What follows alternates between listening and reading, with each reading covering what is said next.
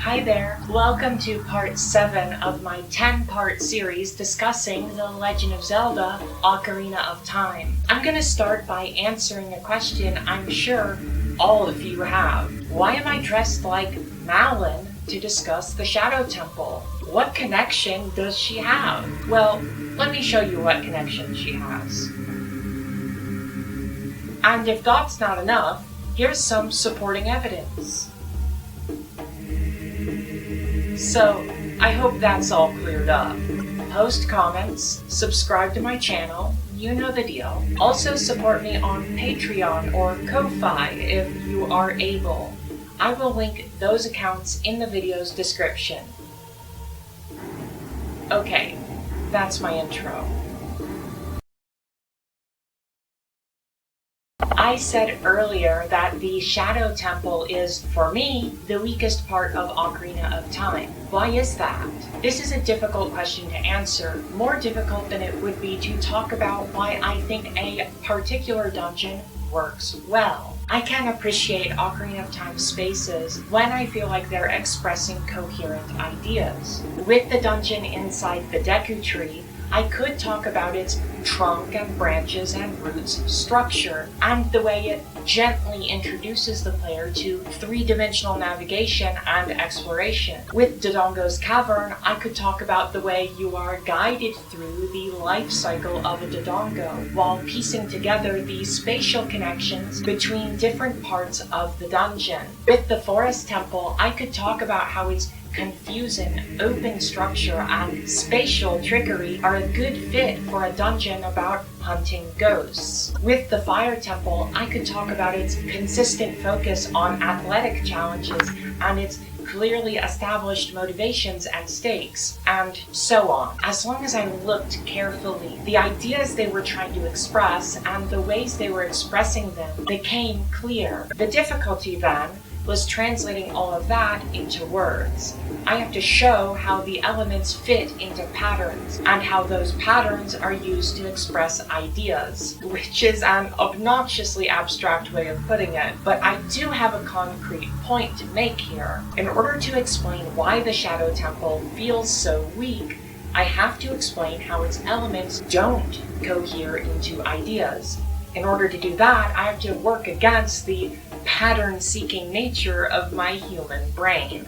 It is fortunate for me, then, that I think the Shadow Temple starts pretty strong. Well, I suppose that depends on when and where you think the Shadow Temple starts. Let's say that it starts after the player has obtained the Lens of Truth, at the location a short distance from the dungeon's entrance, where Link is told that he needs the Lens of Truth to proceed. The voice that tells this to Link seems to be emanating from a strange metal panel, embossed with the image of a grinning face, standing at a hallway's dead end. You hardly need the Lens of Truth to intuit that this is an illusion, and that you can walk right through this dead end. The mini-dungeon at the bottom of the well, which immediately precedes the Shadow Temple, requires this right at its beginning as well. You could say that this is a needless repetition, but for all the fault I can find with the Shadow Temple, I can at least say that it manages to aesthetically and mechanically differentiate itself from the mini-dungeon at the bottom of the well. I would just call this similar illusory wall entrance a thematic connection. Besides, this fake wall in the Shadow Temple is only the first in a series of 3 checks that the dungeon makes to ensure the player has the Lens of Truth. After passing through the first fake wall, you arrive in a rectangular room that is split down the middle. The back half of the room is empty of all things, including a floor.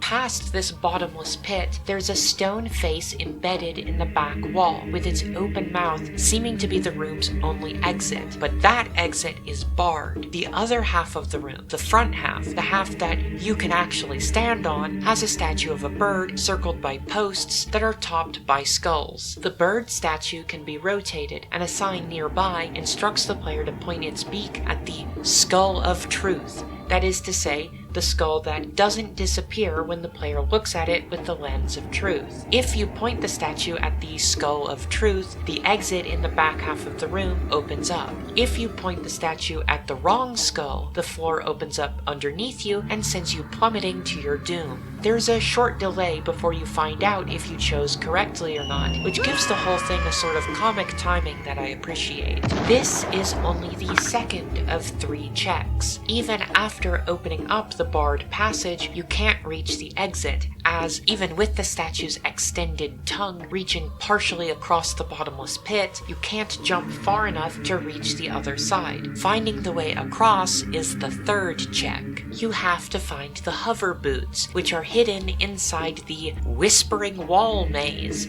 which must be initially found and then subsequently navigated with the lens of truth. What is this maze? Well, to start off, it looks very different from the small peek you've gotten at the dungeon so far. So far, both the small tunnel of the entrance and the medium-sized room with the bird statue and the skull of truth have been made out of that most mundane of building materials, bricks. Granted, they're strangely colored bricks, whether by the materials they're made of, the substances they've been stained with, or some trick of the dungeon's ghostly light. They're a queasy mix of dull greens, yellows, and reds, but they are bricks nonetheless, and they quickly fade into the background. The walls of the Whispering Wall maze, however, are more enigmatic. The only thing you can say for sure is that each section of wall has a skull embedded into it, and that some of those skulls have glowing green eyes. But what of the wall itself? Is it just carved stone? Is it compacted dirt? Is the lighter patch in the middle made of the same material, or is it something else? For some reason, it always registered in my brain as being flesh-like. Or maybe it's a strip of linen. Maybe this is insane of me, but I keep looking at these walls and being reminded of the Shroud of Turin. There isn't much actual resemblance, but faced with such an ambiguous visual, you have to try to make sense of it somehow. Of course, as the name indicates, the walls also whisper totally twisted things about hatred and ill will and stuff to Link as he passes by. The Whispering Wall maze is at least 2/3 of a correct name, because this section isn't exactly a maze. It's simply 2 rooms shaped like square rings connected to each other with a small hallway, creating a sort of square eyeglass shape. The only trick is finding the fake walls that connect the 2 rooms together, as well as the fake walls that lead to 2 other rooms that contain treasures. These rooms seem like unremarkable sights for brief combat encounters until you realize that their walls are not made of rock or dirt. They're actually piles of skulls so old that they've turned brown. The first such room pits you against a re-dead and some keys, and gives you the dungeon's map for your trouble. The second room is a rematch against the boss of the mini-dungeon at the bottom of the well. Once it's defeated, we're past the 3rd check, and we get to the real star of the show, the hover boots. The hover boots don't have much traction, so they make Link slip around as he walks, but they also, as their name indicates, let him hover for a short amount of time after walking off a ledge. These boots give you just enough of a boost to clear the gap in the room with the bird statue and the skull of truth. So now you can proceed past this introductory section and into the Shadow Temple proper.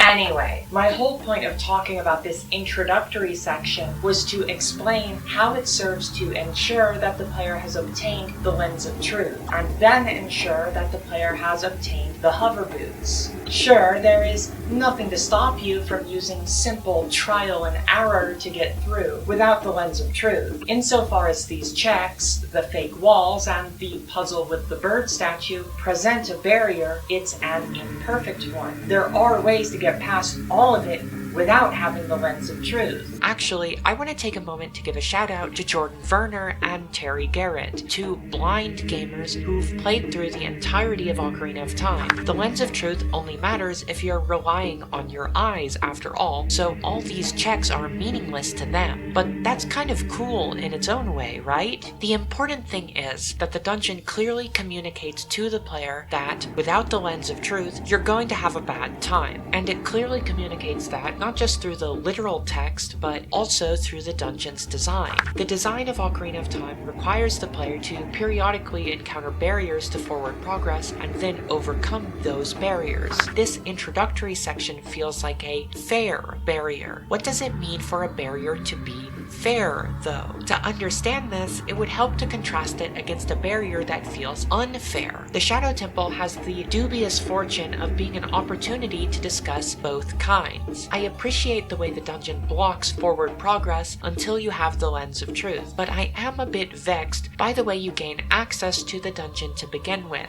It comes back to the concept of indecision that I introduced earlier when discussing the section inside Ganon's castle that's based on the Shadow Temple. I suppose it's fitting to return to this concept now.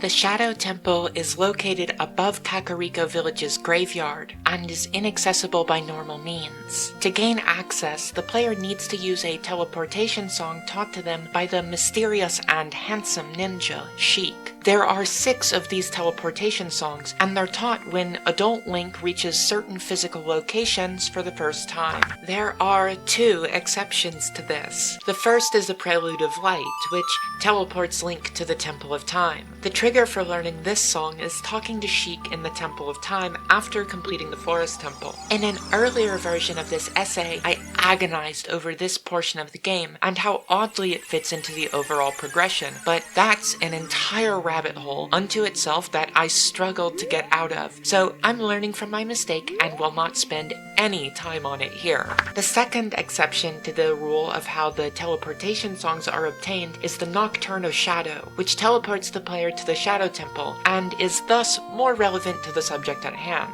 The trigger for learning this song is completion of the Water Temple. After doing this, going to Kakariko Village triggers a cutscene where the town is attacked by an invisible monster, and in the aftermath, after a convenient rain shower has put out the fires, Sheik teaches Link the song that will bring him to the monster's lair. In other words, rather than being granted naturally through exploration or through mechanics that function consistently throughout the game, access to the Shadow Temple is prevented until the player has taken the arbitrary steps necessary to trigger a cutscene. This type of progression isn't inherently bad or good. However, because it's driven by the whims of scripted events more than it is by the game's mechanics, I don't think it makes for a direct comparison to the checks for the Lens of Truth. Rather, there is a somewhat similar barrier that I talked about much earlier in the essay, the moment when the player has to get the letter from Princess Zelda that grants them permission to go up Death Mountain Trail. That I think offers a better point of comparison. I'm willing to accept the Death Mountain Trail barrier because of the combination of a few details. First, I think this kind of barrier to the player's exploration is reasonable for the early portion of the game in order to prevent the world from feeling too big and overwhelming. Second, the act of clearing the barrier is still mediated by the game mechanics, even if only by technicality. In other words, while the letter from Princess Zelda is a bespoke item with no other function than getting a guard to open a gate, it does still exist within the framework of the item mechanics that the player is constantly interacting with throughout the game. Does that make sense? I hope that makes sense. Third, and what feels most important to me, is that both the barrier and the way the barrier is cleared makes sense within the world of the game. I kind of hate to use the word logical in the context of media criticism, but in this case, I am forced to admit an appreciation for the logic of how it fits together. It makes sense that a guard would prevent a child from going up a mountain called Death Mountain. It makes sense that a signed letter from a member of the royal family would convince him to get out of the way. It doesn't feel arbitrary. When I say that the cutscene that grants access to the Shadow Temple feels arbitrary, it's because there is no logical relationship between Link awakening Princess Ruto of the Zora as the Sage of Water and Kakariko Village being attacked by the invisible menace known as Bongo Bongo. And when I say it's an example of the game's indecision, it's because it's yet another example of how the game never really decides how it's going to handle progression and sequencing. Recall what I said about the Fire Temple. Sheik insists that you complete the Forest Temple before you complete the Fire Temple, but there's nothing stopping you from doing it in either order. In fact, you can do the Fire Temple basically whenever you want, because the Megaton Hammer is only actually required in the dungeon where it's obtained. Through dialogue with the character Sheik, the game indicates that it's less open-ended than it actually is, as if it was indecisive about how open-ended it actually wants to be. There's also open-endedness that the game doesn't really comment on. You can technically complete the Spirit Temple before the Shadow Temple. The game doesn't strongly point in either direction. I'm making an assumption about developer intent when I say that the Shadow Temple comes first. You're given the freedom to do the Ice Cavern, Gyarados Fortress, and the mini-dungeon at the bottom of the well long before the game points you in their direction, even though there's little reason to do these out of order. You don't always have that kind of freedom, though. For example, you have to complete Dodongo's Cavern before tackling the dungeon inside Jabu Jabu's belly. There's no negotiating this. You're required to use a bomb from the bomb bag you obtained in Dodongo's Cavern exactly one time to access the dungeon inside Jabu Jabu's belly, even though the dungeon itself never requires the use of bombs. So, those are examples where the game's progression feels indecisive in some way or another. There's little pattern to discern, aside from a conspicuous lack of a pattern. Credit where it's due, at least, that there is a good reason to withhold access to the Shadow Temple until after the Water Temple. I mentioned earlier when discussing the Shadow-themed section of the dungeon inside Ganon's castle that giving Link such a variety of different tools presents a logistical challenge for the designers, as they have to both design interesting challenges around those tools and also sequence the game in a way that ensures that Link never enters a dungeon without all the tools he needs to complete it. By requiring completion of the Water Temple, the game is trying to ensure that the player has all the tools that they need to complete the Shadow Temple. I'm tempted to point out that, for whatever other faults I may find with their sequencing, the Forest, Fire, and Water Temples that precede the Shadow Temple all find more elegant ways of ensuring that the player has everything they need to complete them. But the Shadow Temple also has a wider set of requirements than any of those dungeons do, so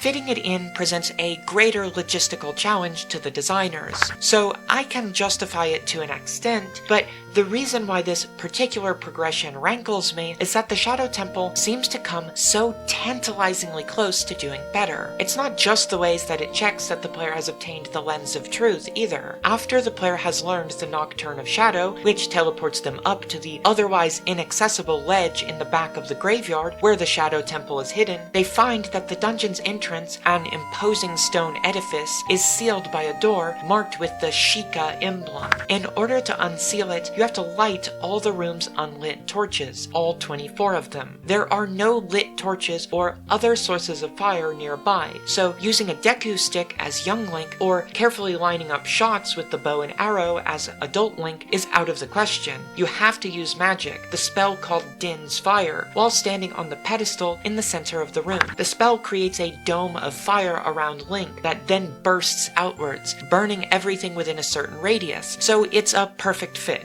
Now, the Shadow Temple's use of this item is a bit of a sticking point for me, but I'll get to that later. Suffice to say that the check to ensure that the player has obtained the item works well enough on its own. It's less elaborate than the check for the Lens of Truth, but that's fine. It makes for an evocative and dramatic beginning to the dungeon in its own way. But there would seem to be another problem. Because Child Link can teleport up to the Shadow Temple's entrance and use Din's Fire to unseal it, what's to stop him from going further into the dungeon in child form? Simple. Right before the first check for the Lens of Truth, the fake metal panel in the wall, there's a gap that can only be crossed by using the hookshot, an item that only adult Link can access. So, after using the Nocturne of Shadow, the player will encounter 3 different checks. They have to use Din's Fire, they have to use the hookshot with the adult version of Link, and they have to use the Lens of Truth. It feels a bit incongruous that accessing the Shadow Temple to begin with requires waiting on a cutscene to trigger, when we have multiple examples, not just across the rest of the game, but even in the Shadow Temple itself, of these checks being integrated in a more natural, logical way.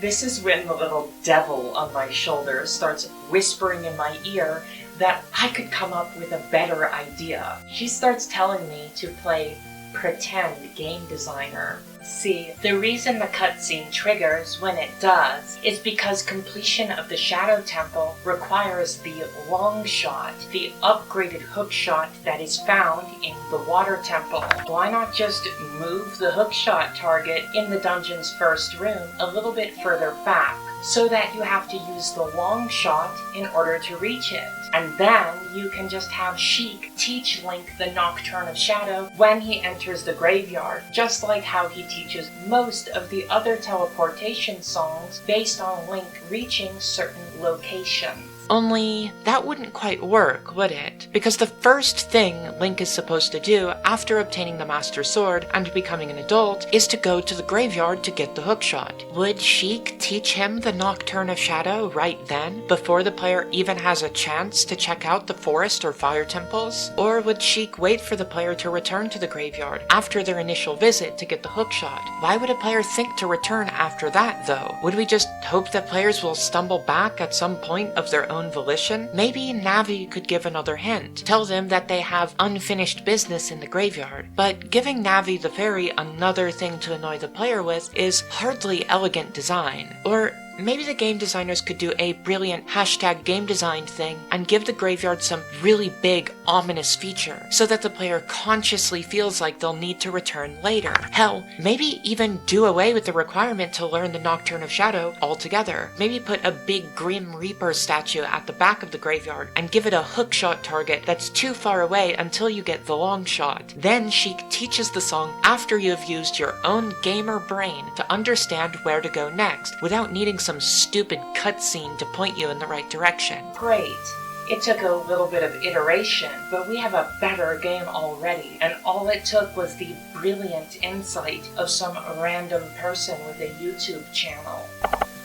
But I'm not so sure, really. Even if I could say with any amount of confidence that this big, bold suggestion wouldn't result in a bunch of unforeseen problems, which is always a possibility with game design. Even assuming that no such problems would arise, I still think the Shadow Temple would lose something if it took this approach. Because so much of what's appealing to me about the Shadow Temple conceptually is the unassuming way that it's integrated into the surrounding area. Until you get the ability to teleport up to it, you probably wouldn't have even noticed this ledge in the back of the graveyard. If you did, I doubt that your first guess is that this is the site of one of the game's dungeons. Like I mentioned earlier, when I talked about how both areas start with the player walking through a fake wall, the game already pulled a trick like this, hiding a dungeon in an unassuming location, with the mini dungeon at the bottom of the well. But again, rather than feeling like this is just the same trick being repeated, I would argue that this shared element has thematic value.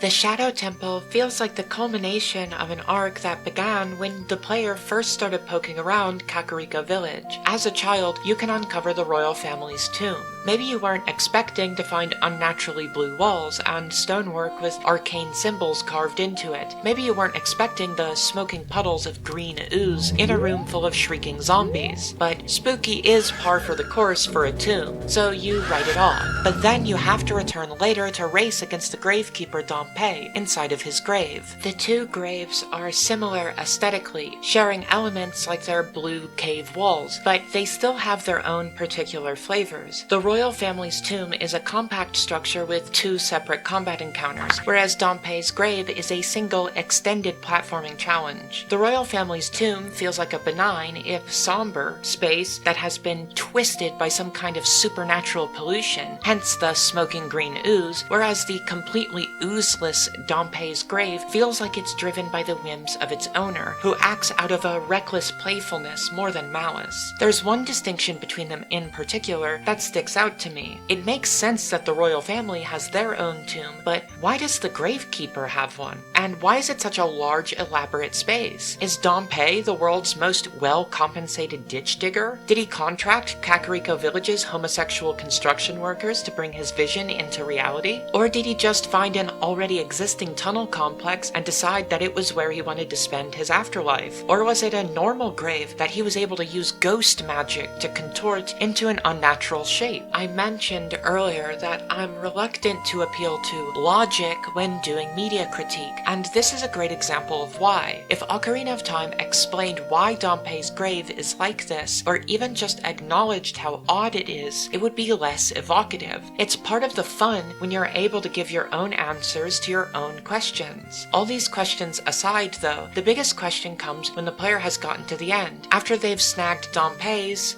stretching, shrinking keepsake, the hookshot. Leaving Dampé's grave, the player emerges not inside the fenced-in boundaries of the graveyard, but inside Kakariko Village's windmill. Whatever strange forces may be operating in the graveyard, they aren't contained to it, but are seeping into the town itself. This becomes even more evident when the player returns to Kakariko Village to investigate the bottom of the well later in the game, after gaining the ability to freely travel back and forth in time. You have to play the Song of Storms inside the windmill while Link is a child, which summons a storm inside the windmill, which causes the mechanism to speed up, which somehow drains the water out of the well, opening it up for exploration. We've already spent a good deal of time with the mini-dungeon at the bottom of the well, but now we can better place it within its context in the story of Kakariko Village. With this mini-dungeon, we see that the evil forces found underneath the graveyard have taken root underneath the village proper, and they're probably fucking with the drinking water. And then, after that, comes the Shadow Temple. As Link runs through those few early rooms seeking the hover boots, the skulls embedded in those enigmatic catacomb walls whisper to him about the Shadow Temple, about how it's where Hyrule's bloody history of greed and hatred is gathered. The evil lurking under the well and inside the royal family's tomb seemed at first to be an invasive force, but with the context of the Shadow Temple, whose unnatural architecture stretches deep underground, it instead seems like the evil was always there, and the pleasant village came much later. The magic boat that floats across the bottomless chasm is activated when Link plays the song of Hyrule's royal family, also known as Zelda's Lullaby. Is the royal family's mark down here because they imprisoned the evil within the Shadow Temple, or because the royal family wanted to tap into the temple's shadowy power?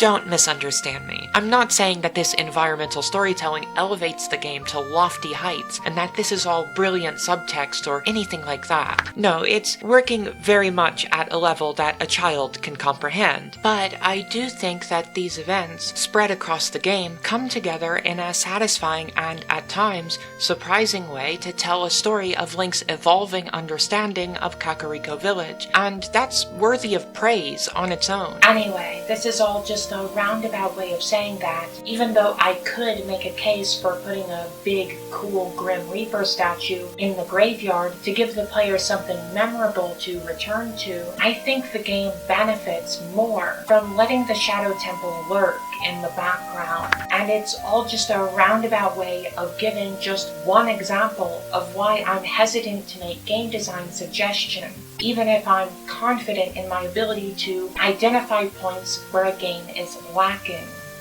We're once again in the territory where it becomes surprisingly convoluted to express how I feel about Ocarina of Time, because for all the praise I'm capable of heaping onto the way the Shadow Temple is presented, I still walk away wondering if it could have been done better, even if I'm not sure what steps should have been taken. And while I'm sure it seems silly to linger so much on not even a dungeon, but the sequence that introduces a dungeon, I do think this section has a lot to say about the competing design ideas driving Ocarina of Time. But I think it's time to dig deeper into the dungeon itself. In fact, we are going to skip all the way to almost the end. I've already discussed the Shadow Temple's opening sequence and the way it ensures you have various items. I mentioned earlier that the dungeon's use of the item Din's Fire is a bit of a sticking point with me. Let me elaborate.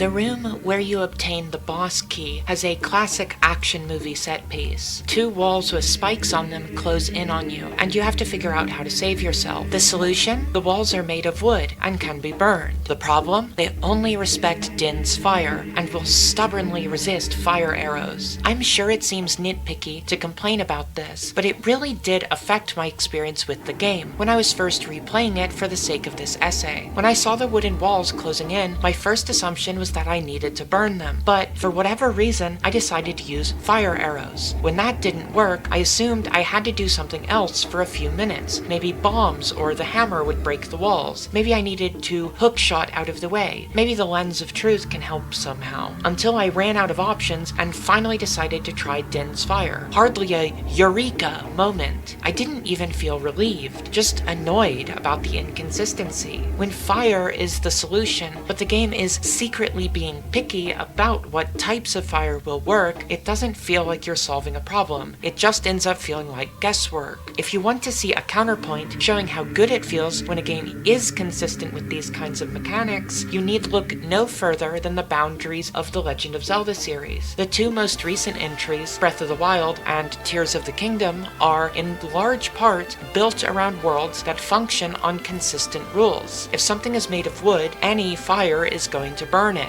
Anyway, I don't want to be too harsh on this moment in the Shadow Temple. It is, after all, the moment that brings you to the end of the Shadow Temple, and the end is pretty cool. There is this set piece where you have to knock over a big pillar to form a bridge across a bottomless chasm. That brings you to the Shadow Temple's penultimate room, one of my favorite individual rooms in the game. It seems like it's just an entrance door and an exit door separated by a featureless black void, but the lens of truth reveals a tangle of platforms that you have to carefully hop and hover across to reach the other side. It's compelling in a mechanical sense, as you have to contend with the claustrophobic, limited field of view granted by the lens of truth as you're slipping around in the hover boots. But my favorite part of this room is its aesthetic quality. The goal is, as mentioned, to get to the other side, but this room's stark imagery makes me wonder if Link is crossing over to a more metaphorical other side. Well, either way, once you get to the other side, you can face off against the dungeon's boss, the Phantom Shadow Beast, Bongo Bongo. Aesthetically and mechanically, this is an easy candidate for best boss fight in the game. You go into this room with eerie blue-green lighting and fall through this big hole in the floor. You land on an eerie blue-green platform that is suddenly revealed to be the top of a drum that Bongo Bongo's floating, disembodied hands are banging on. You gotta disable his cadaverous hands and then whack the bloody stump on his giant, decapitated torso a few times to defeat him. There's a surprising variety of ways to approach this fight, but that's part of why I don't really feel like getting into it all too deeply. As good of a fight as Bongo Bongo is, I'm mostly just glad to get to him because it means that I am almost done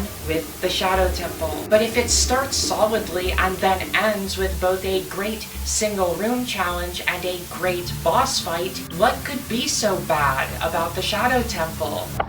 The Shadow Temple is a collection of challenges that are, for the most part, good, or at least tolerable, or at least interesting, that are undermined by ineffective structure. You can see this right after you use the hover boots to cross the threshold, running across the gap in the room with the bird statue and the Skull of Truth. You walk across the stone tongue of the open-faced statue in the wall into its mouth, and come upon a long hallway that slopes steeply downwards. This hallway leads to 3 different rooms, one of which is locked, meaning you'll have to find a key in the other 2 rooms. Don't let this fork in the road fool you. The way this dungeon works is simple. It's a straight line to the finish, but sometimes there are locked doors, so you have to make a small detour to find a key before you can proceed. In a way, this is similar to the Fire Temple, but the Shadow Temple is much more straightforward. You can see this in a quantifiable sense, as the Fire Temple gives you multiple multiple opportunities to hold multiple keys, whereas the Shadow Temple only ever allows you to hold on to one key at a time. But it's not the Shadow Temple's straightforward design alone that frustrates me. The biggest problem I have with the Shadow Temple is that I can almost never think of a good reason why one room connects to another. For whatever the strengths of its individual moments, the dungeon's concept loses definition as soon as you start to zoom out. With the Fire Temple, I feel like I can articulate how the different challenges connect and resonate with each other. For example,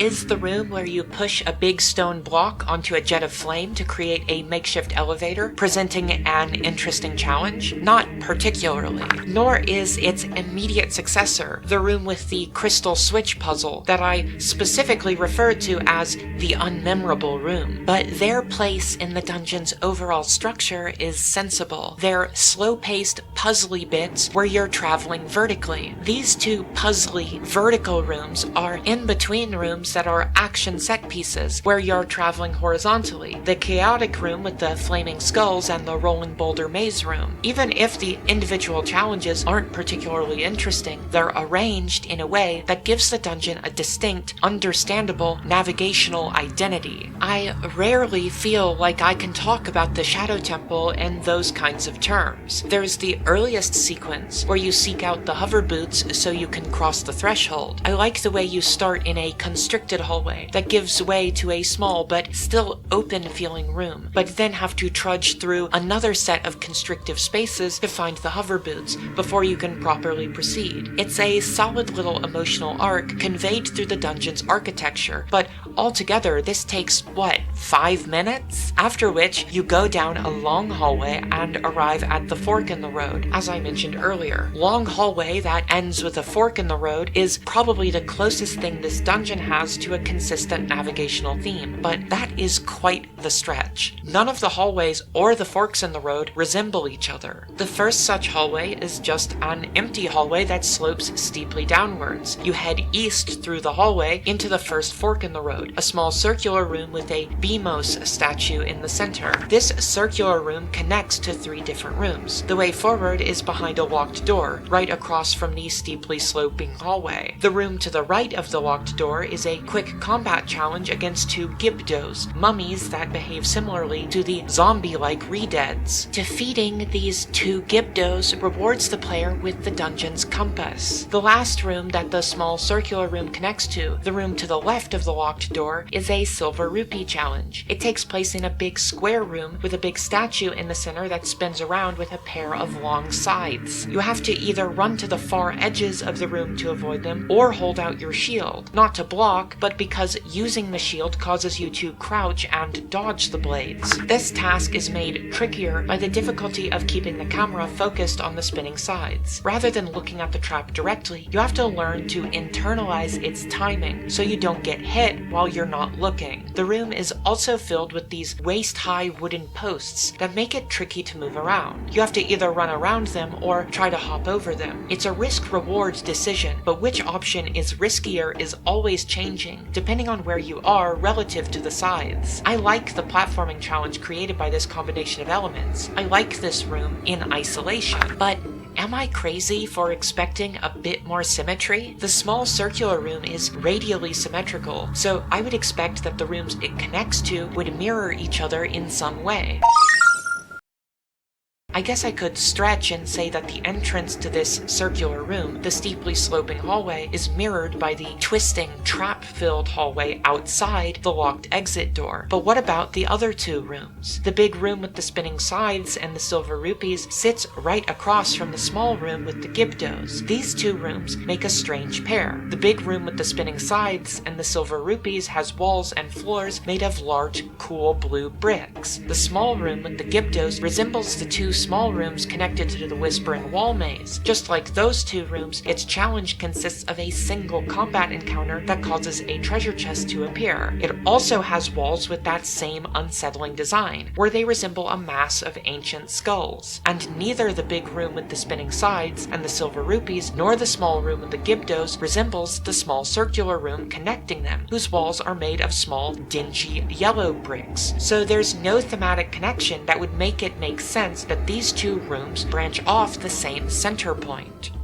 After you get the key from the room with the silver rupees and the spinning sides, you can unlock the door to the east and proceed to the second hallway. Unlike the straight and empty first hallway, the second hallway is long and winding and filled with traps. What kind of traps? There are these cool guillotines, for one thing. What makes them cool? It's not just that guillotines are cool. Look up. The posts on their wooden frame are topped with these excellent little rat demon statues. They are one of my favorite little decorative flourishes in this game. Dealing with the guillotines is simple. The blade rises and falls in a predictable pattern, so run through without getting sliced. There are also big sculptulas that drop from the ceiling. The bigness of the Shadow Temple's big sculptulas refers not just to their physical size, but also to the bigness of how much they cheat. They actually hide above the ceiling and simply clip through in order to ambush you, so you can't see them before they attack. And no, using the lens of truth doesn't reveal their hiding spot, because the ceilings that they hide above aren't illusions. They're simply allowed to break the rules of the game. Technically, you can see their shadows on the ground, but they're barely visible thanks to the odd, uneven coloring and busy pattern on the floor. So you're likely going to take a few unfair hits, even if you're trying to be slow and careful. For the longest time, it just felt like capriciousness on the part of the level designers. But after close study of the Shadow Temple in the process of writing this piece, I might have figured out a different intention.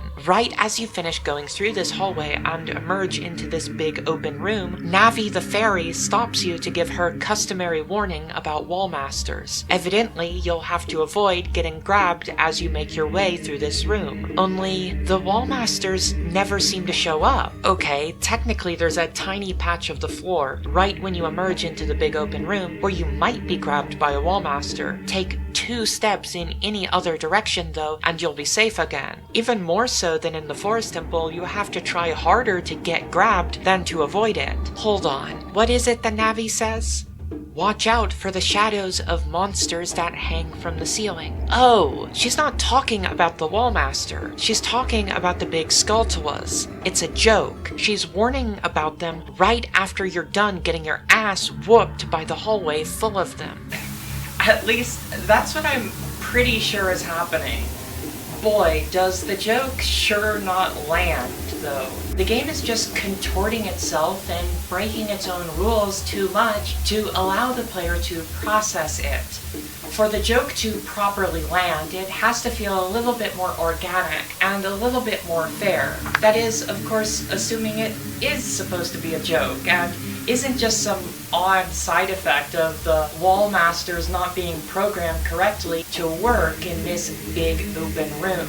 I'm getting away from my main point here, but I will say that the Shadow Temple has a recurring joke that does actually work. There are so many treasure chests in this dungeon that are just there to fuck with you. My favorite example is this room with sliding blade traps and gibdos. There's a locked door at the other end, and you know that the key has to be somewhere in this room. You get rid of the gibdos because they're annoying, and surprise, a treasure chest appears. It has to be the key, right? Wrong. It has a single blue rupee. The treasure chest with the key is actually buried under a big pile of shit in the corner near the room's entrance. The treasure chest you got for defeating the gibdos was just there to waste your time. Part of what makes this joke funny is the fact that this kind of thing has already happened multiple times within the Shadow Temple, enough for the player to start to notice that it's being done deliberately, unlike Navi warning you about the shadows of monsters hanging from the ceiling, which just feels like a random, forgettable one-off occurrence.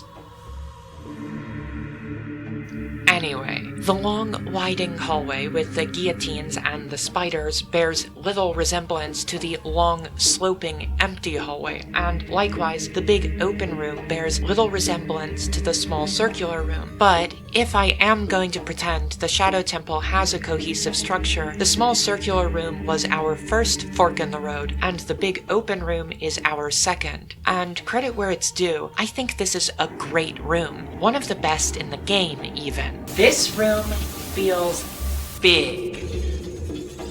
There's plenty of space between Link and the cave's ceiling, and there's even more space on Link's sides, but no direction feels as well represented as down. The big bottomless pit in this room isn't the only bottomless pit in Ocarina of Time, but it somehow feels like the most bottomless of them all.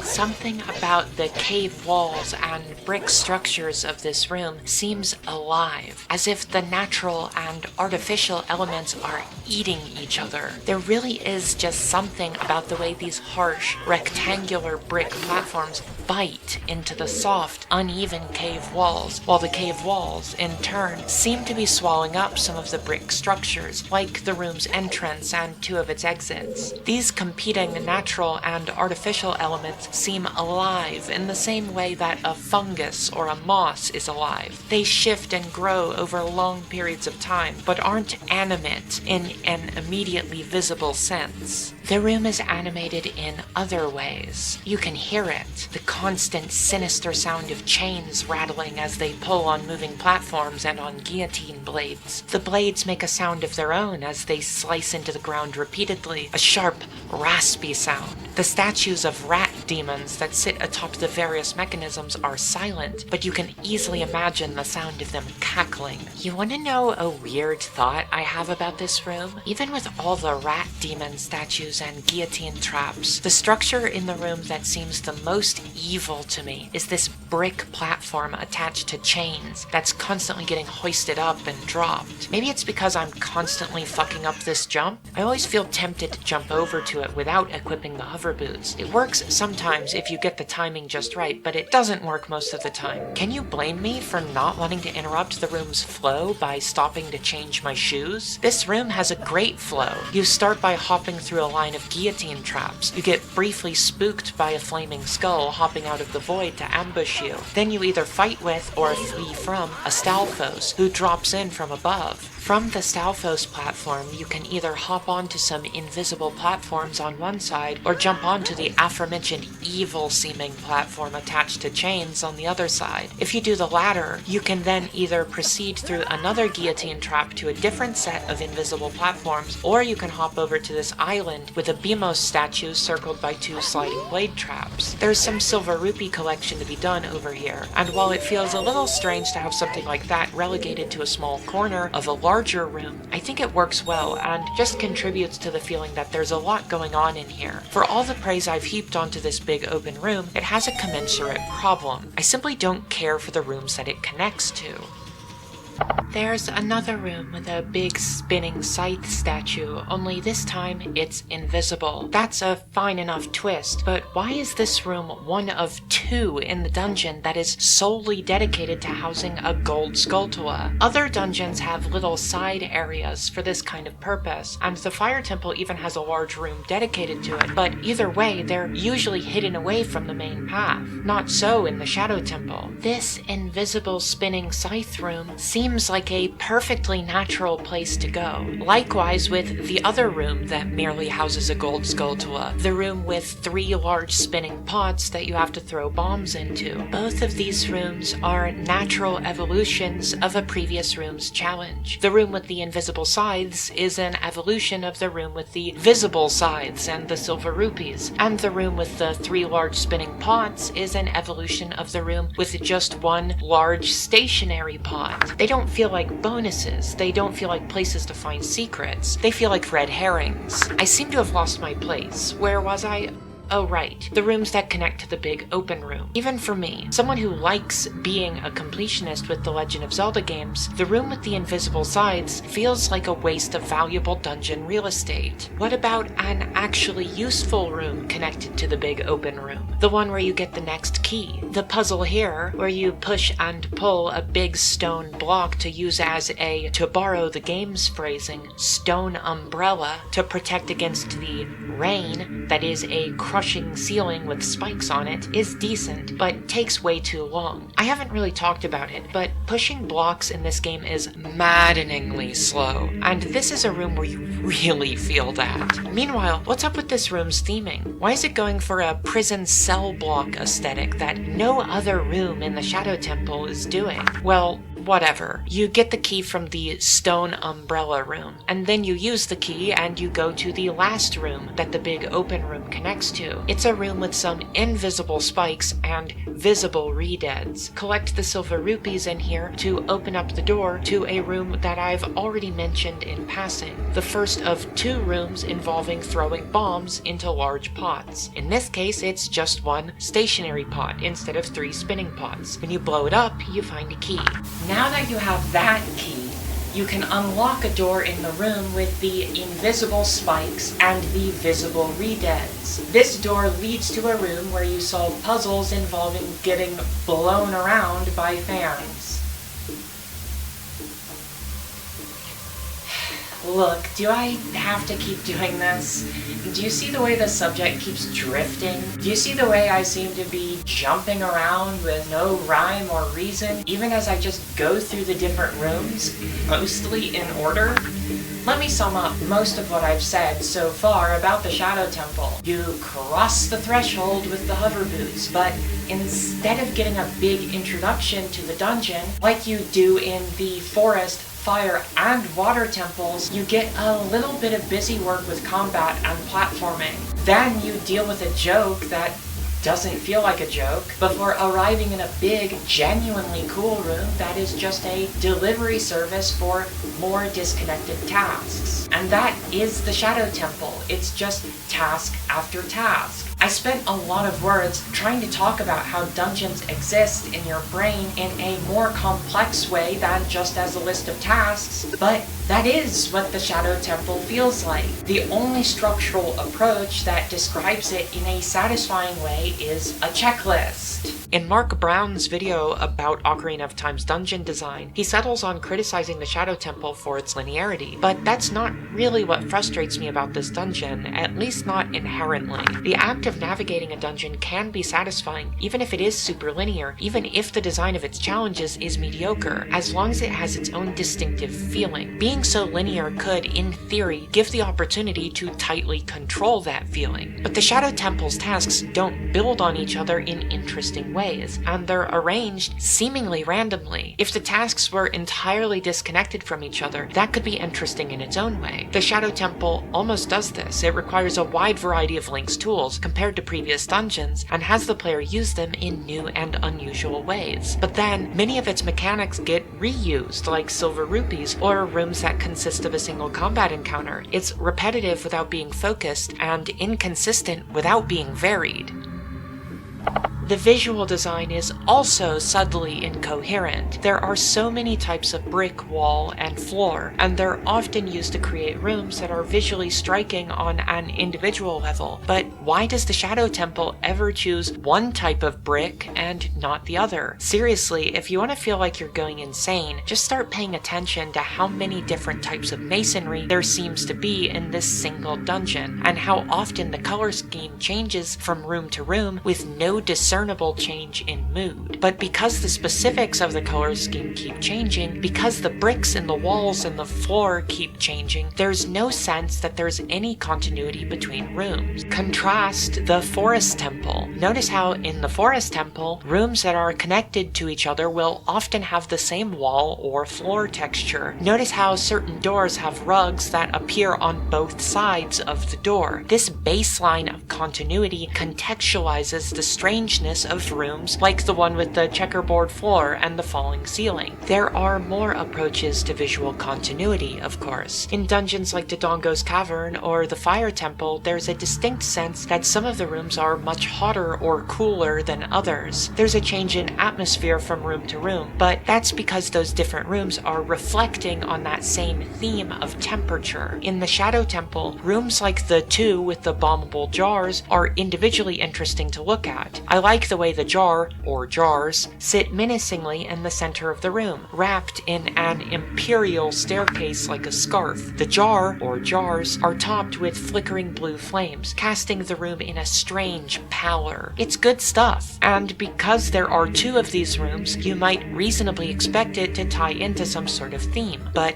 No. What does the blue flame jar room have to do with the dungeon's penultimate room, the black void room I complimented earlier? What do they have to do with the whispering wall maze? What do they have to do with the fog-filled room with the big magical boat ride? These are all different things that read as sinister, but there's no central theme to latch onto other than their intended emotional effect. There's nothing even so simple as the commitment that the dungeon inside Ganon's castle has to making a variety of unnatural spaces that purely run on video game logic. The rooms of the Shadow Temple add up to a vague suggestion of a theme, but that theme never materializes in any specific way. Somewhere between all of this, aesthetics, pacing, mechanics, what have you, is this concept of navigational identity that I've been trying to express all over this essay. What does it feel like to traverse a space? I can think of no more succinct explanation of why the Shadow Temple comes up short in terms of navigational identity than in the fact that this dungeon, which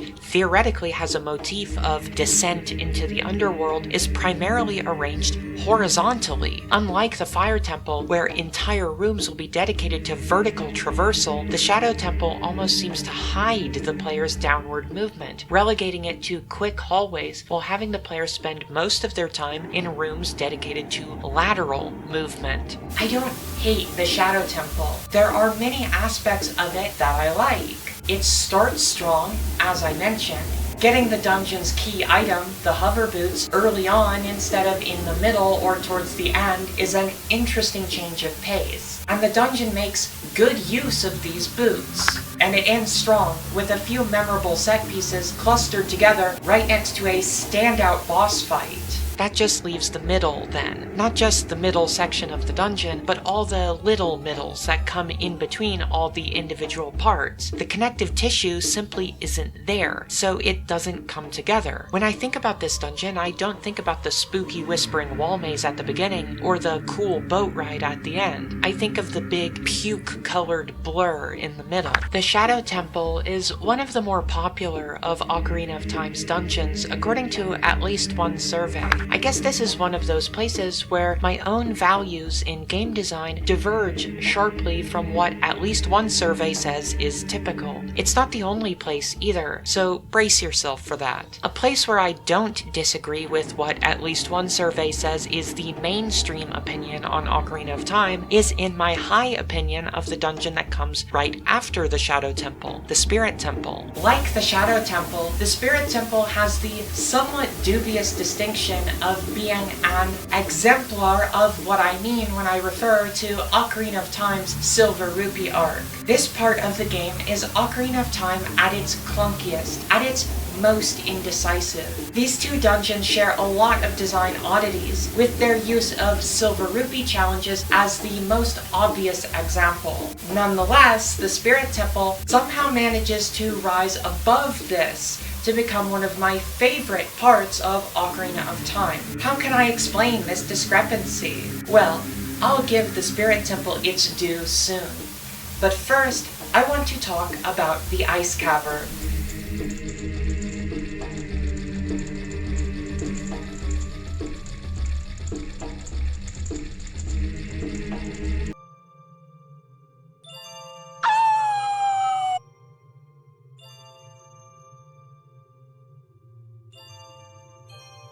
The Ice Cavern is one of the less popular parts of Ocarina of Time, but I don't really mind it.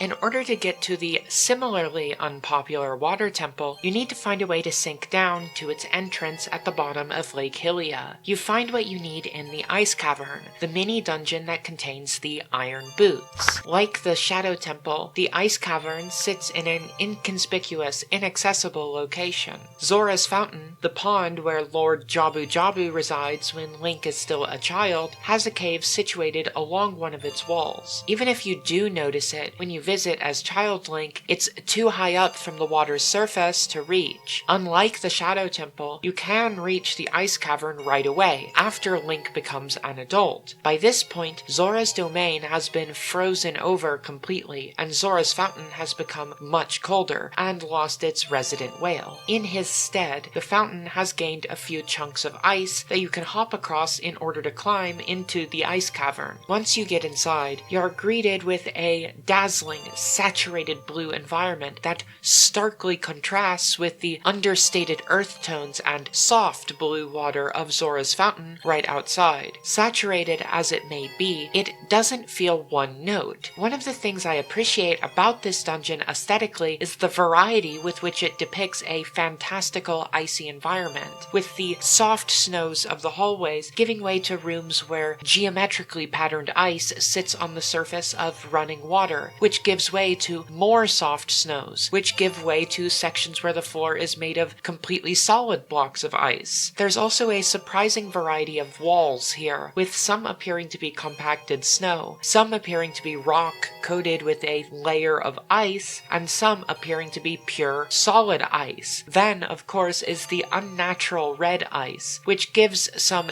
nice splashes of visual variety, whether it be subtle, as it is when it appears in the form of a white slab with a touch of pinkish red, or whether it be intense, as it is when it appears in the form of bright red crystals. Red ice is melted with unnaturally cold blue flames. You find blue flame burning in a few torches in the Ice Cavern, and you can bottle it up to drop on red ice later. Setting aside my mixed feelings about how blue flames work as a mechanic, they're a cool visual concept. And then there's the mini-dungeon's bizarre final room, where you fight a white Wolfos and obtain the iron boots. I think that they were going for a sort of Starfield visual effect, but it really doesn't work. The room is too obviously boxy. It just looks like starry wallpaper. Whether or not it's successful in expressing its visual ideas, though, this room is unique and compelling. I especially like the way the entrance is made out of crystals that resemble blue quartz more than they do ice. Some other aesthetic details I like.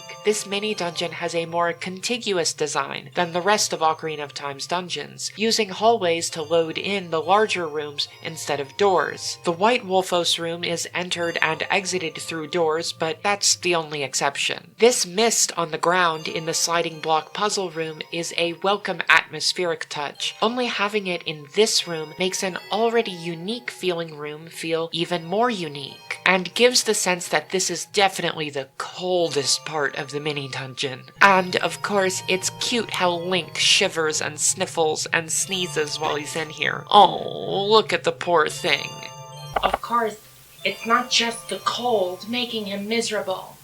We gotta talk about the Ice Cavern's mechanics. This mini-dungeon is filled with icicles. Icicles rising up from the ground block your path constantly, slowing you down as you have to shatter them with a swipe of the sword. It's a satisfying feeling, but don't get distracted, as icicles hanging from the ceiling try to take revenge for their siblings by falling onto Link's head. This mini-dungeon has a few booby traps like that, which isn't necessarily a problem. I like this one room with the falling icicles and the spinning scythe trap, and how all these traps interact with each other and the slippery physics to create some frantic avoidant action. This room also sees the unceremonious introduction of the silver rupee mechanic, and by extension is the beginning of what I've been calling Ocarina of Time's silver rupee arc. 2 rooms in the Ice Cavern feature silver rupees. Unlike their appearance in the mini-dungeon at the bottom of the well, and to a lesser extent their appearances in the Shadow Temple, which felt thematically connected to the ideas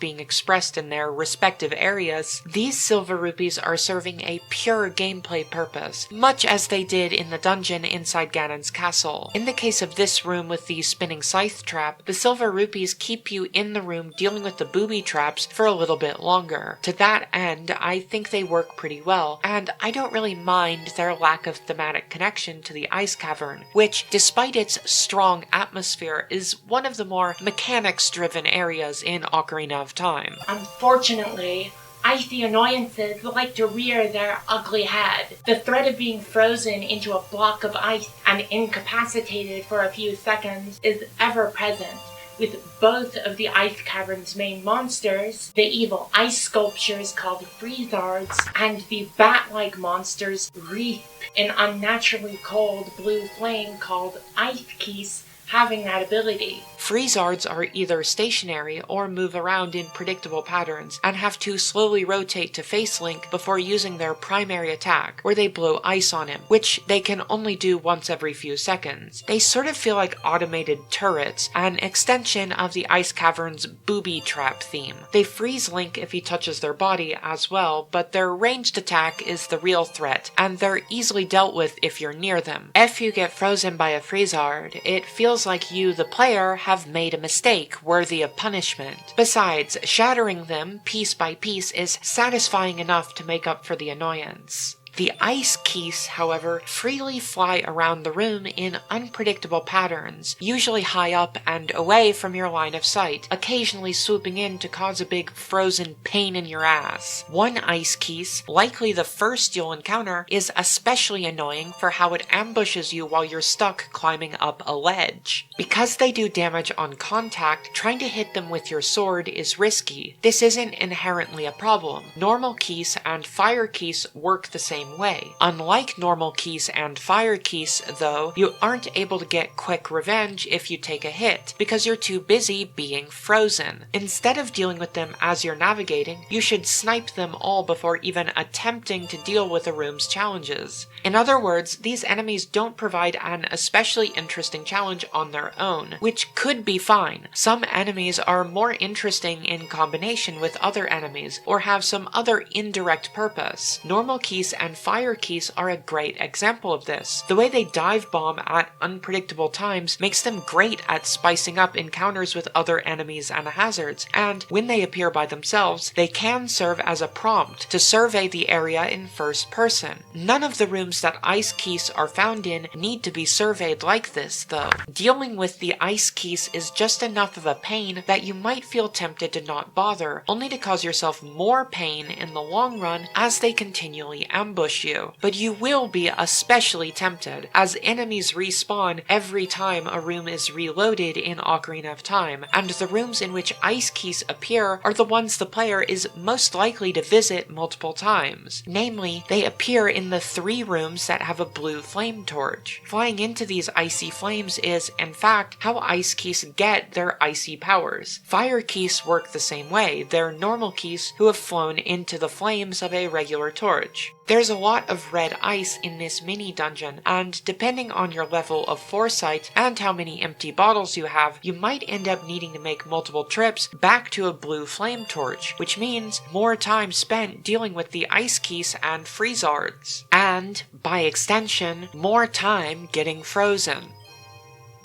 And then, once you get to the sliding block puzzle room, you have to deal with the annoyance of a sliding block puzzle on top of the annoyance of dealing with ice keys, with the possibility of additional annoyance if you finish without bringing a blue flame with you to melt the red ice in front of the door to the next room. Forget the white wolfos that serves as an underwhelming boss fight. The room preceding it is definitely the mini-dungeon's real climax, and it's not an especially fun one. I'm the kind of sicko who likes these puzzles too. If you're unfamiliar or need a refresher, the way they work is that instead of pushing blocks one space at a time, you push them and they slide until they hit an obstruction. Because you don't have fine control over where they end up and can easily work your way into a corner, the most effective way to solve these puzzles is to work backwards from the solution. It's an artificial and video gamey type of puzzle, but it doesn't feel exactly out of place in Ocarina of Time, especially not in one of its strangest areas. So I like these puzzles, and I have no issue with one being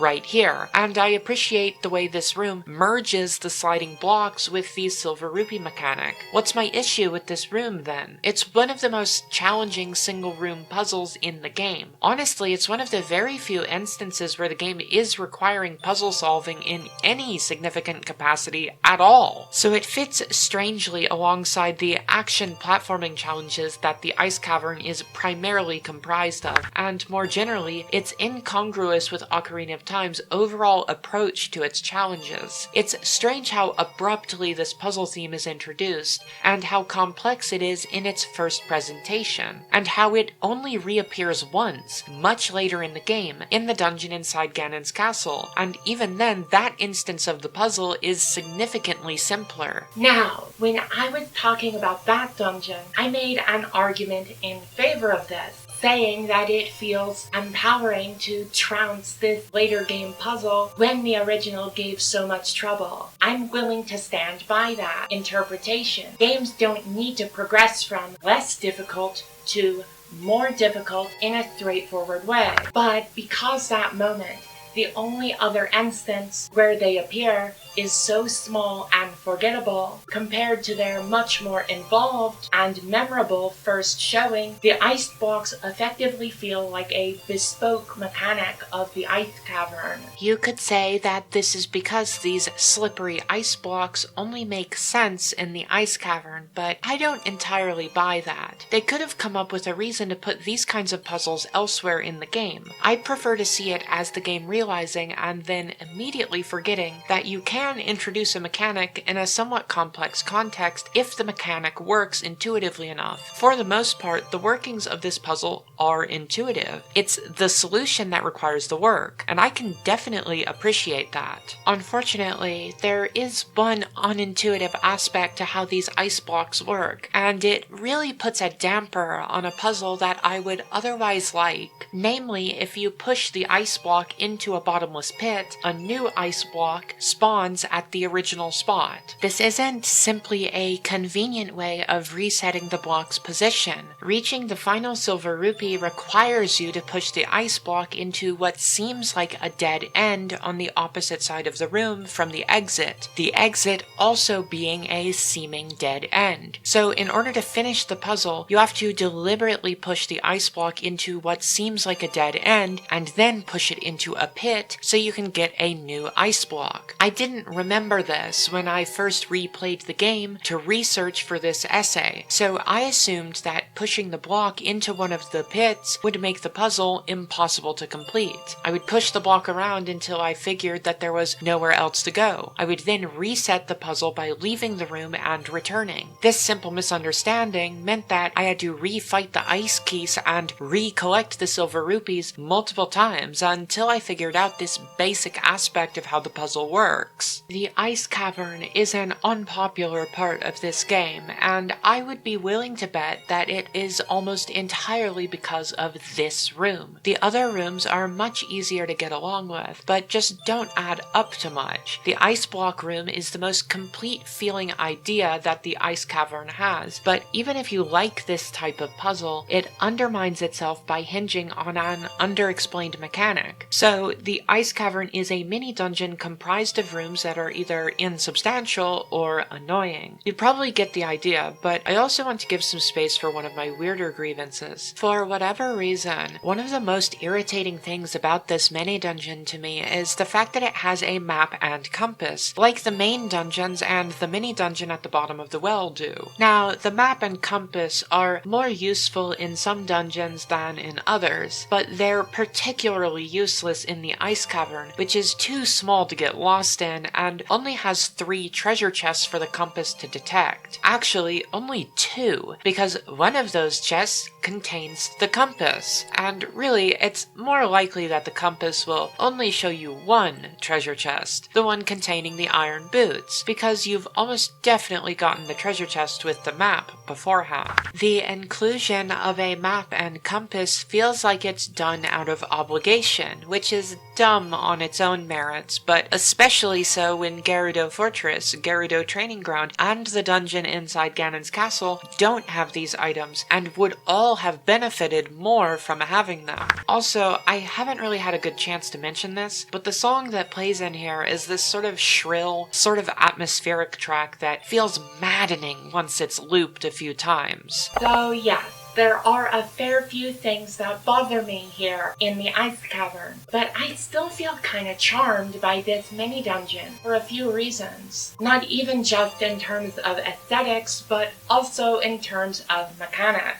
I like the idea of the blue flames and how they work sorta like keys, even if I wish acquiring them was less tedious. I wish the platforming would have been more of a focus, but what is here is enjoyable if you're a sicko like me who enjoys platforming in Legend of Zelda games. And despite my complaints, now that I know how the ice block puzzle works, I find it a lot more tolerable. But also, a critical aspect of my enjoyment of the Ice Cavern lies in an underrated aspect of dungeon design, and that is layout. Take a look at this map. Now, as I already said, it has always seemed dumb to me that they bothered putting the map item in this mini-dungeon. But when I look at it, I can't help but begrudgingly nod my head in approval.